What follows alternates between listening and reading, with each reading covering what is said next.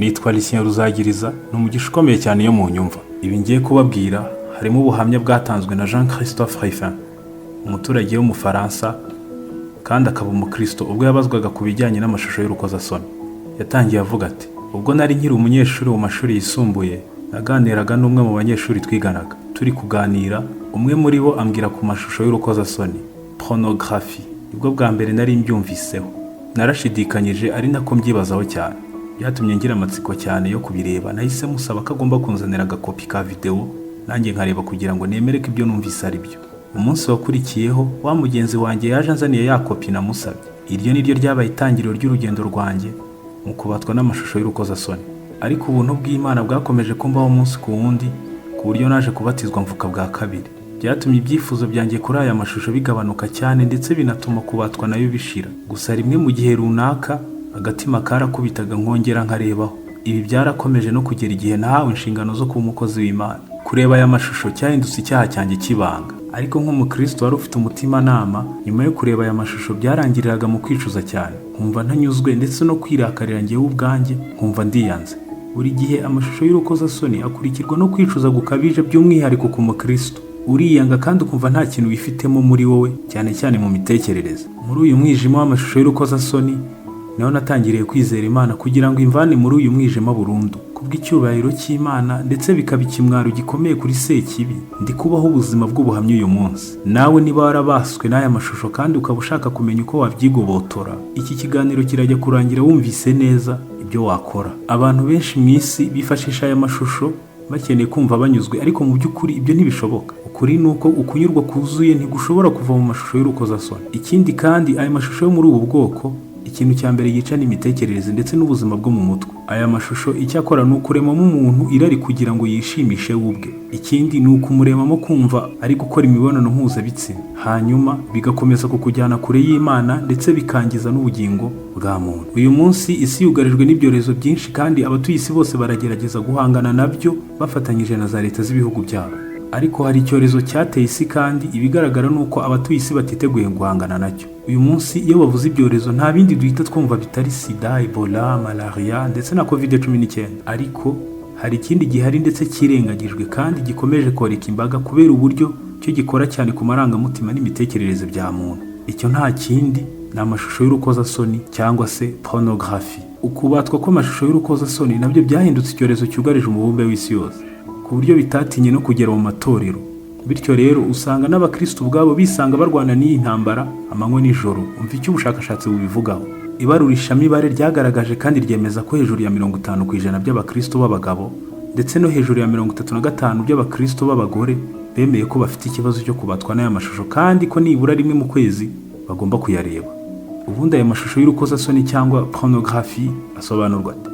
Pornography ni ukwerekana ibishushanyo, amafoto, inyandiko, amafilme ndetse n'ibindi byinshi bigaragaza abantu basambana, hagamijwe kuzamura ibyiyumviro by'ababireba ku bijyanye n'iyi ngingo. Ubu busobanuro ntiburi kure y'ukuri, ariko reka twumve icyo Imana ibivugaho muri Bibiliya mu gitabo cya Ezekiyeli, ibice 23, umurongo wa 14 kugera kwa 18. Nuko agwiza ubusambanyi bwe kuko yabonye abagabo bashushanyijwe ku rusika, ibishushanyo by'abakarudaya bishushanyijwe ibara ritukura, bakenyeye imishomi mu rukenyerero n'ibitambaro by'amabara bitendera ku mitwe yabo, bose bagaragara ko ari ibikomangoma, basa n'abanyababuloni h'i Bukarudaya, igihugu cya kavukire yabo. Nuko ababonye muri ako kanya arabifuza, abatumayo intumwa i Bukarudaya. Nuko abanyababuloni baraza bamusanga ku buriri bw'ubusambanyi, bamwanduza ku busambanyi bwabo, ndetse arabiyandurisha, maze umutima we urabazinukwa. Nuko agaragaza ubusambanyi bwe yiyambika ubusa, maze umutima wanjye umwikuburaho nk'uko wikubiye kuri mukuru we.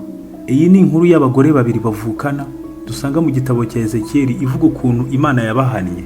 Abo bagore ni Ohola na murumuna we Oholiba kubera ubusambanyi bwabo. Ndahamya neza ko kugeza ubu muri kugenda mwumva icyo aya mashusho y'urukozasoni ari cyo. Ese ubundi kubera icyo abantu bakunda kureba aya mashusho kuri uru rwego? Ni iki gitera abantu gukunda no kureba aya mashusho? Hari impamvu nyinshi, gusa reka tuvugeho zimwe muri zo. Abashakashatsi bavuga ko impamvu ya mbere itera abantu kureba aya mashusho ari ubujiji.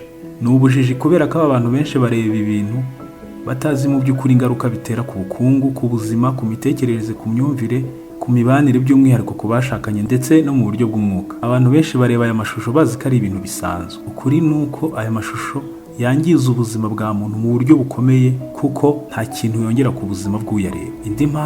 Indi mpamvu abareba aya mashusho batanga ngo ni ukumva uri wenyine. Urubyiruko, ingaragu ndetse n'abubatsi bavuga ko bareba aya mashusho babitewe n'uko abakunzi babo baba batabari hafi. Mu yandi magambo ni ukuvuga ko iyo abakunzi babo batari hafi bumva bakeneye cyane gukora imibonano mpuzabitsina, bakavuga ko nta kindi baba bafite gukora atari ukujya kuri interinete kureba aya mashusho. Indi mpamvu itangwa ni impamvu y'ibyishimo, kubera ko abantu benshi bareba aya mashusho ngo bashaka ibyishimo ndetse no kumva banyuzwe. Iyo bakeneye kunyurwa cyangwa guhaza irari ryabo ngo nta kindi bakora, bahita banyarukira kuri interinete kureba aya mashusho. Gusa aya mashusho ntashobora gutanga ibyishimo, ahubwo icyo akora arushaho kuzamura irari. Pornography can only bring pressure, not pleasure. Mu yandi magambo, nta kunyurwa kuba muri aya mashusho y'urukozasoni, ahubwo habamo kwangirika gusa. Hari umuntu wavuze ko kureba aya mashusho y'urukozasoni bitera ibyishimo by'agahe gato, ariko bikagusiga mu buribwe, kwicuza no kubabara by'umwanya munini. Iyindi mpamvu itangwa ni impamvu yo kwiga, kubera ko abantu benshi muri iyi minsi cyane cyane abashakanye, aya mashusho niyo yahindutse umwarimu wabo ku bijyanye n'imibonano mpuzabitsina. Bakomeza bavuga ko ngo aya mashusho ariyo mwarimu wabo wa mbere kuri iyi ngingo. Gusa twibaze niba kuko ariko bimeze, uyu mwarimu ni izihe mfashanyigisho akoresha atanga isomo,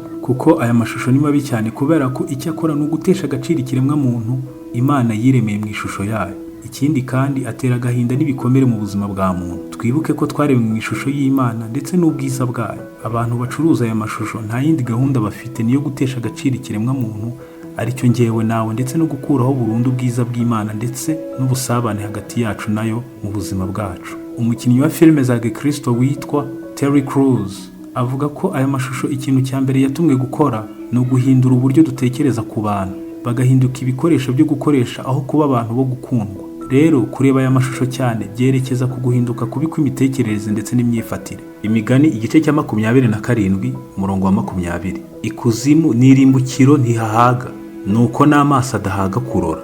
Rero niba tugendeye ku ihame tubonye mu Migani igice cya 27 umurongo wa 20, riratwereka ko kureba amashusho cyangwa amafoto y'abantu bambaye ubusa bitamarira, ahubwo ko rirushaho kwiyongera, kandi uko ryiyongera niko kureba aya mashusho byiyongera, ugakomeza ukareba ndetse ukarushaho kuyareba kugeza igihe ubaye imbata yayo. Muzi impamvu? Nuko amaso ahora akeneye kureba. Imigani ibice 5 umurongo wa 18 kugeza ku wa 20.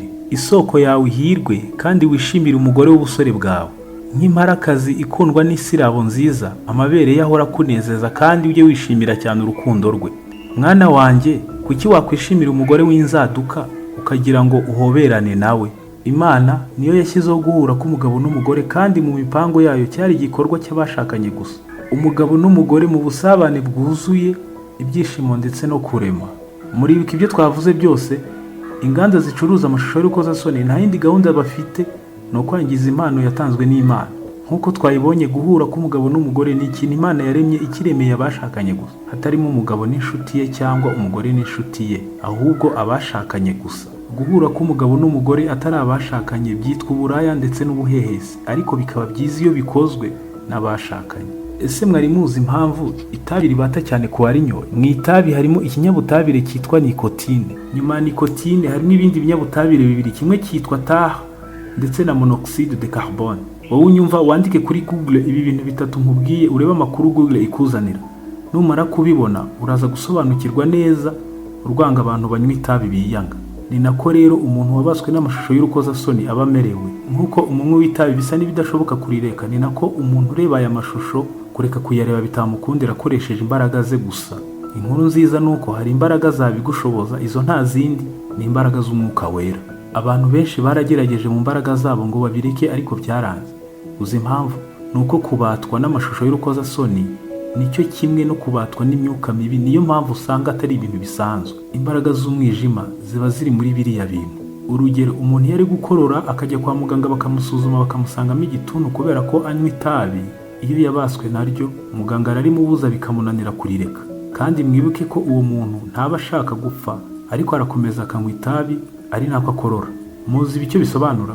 Aba ari mu mbaraga z'umwuka w'ububata. Uyu ni umwuka utera kuba imbata ku kibi.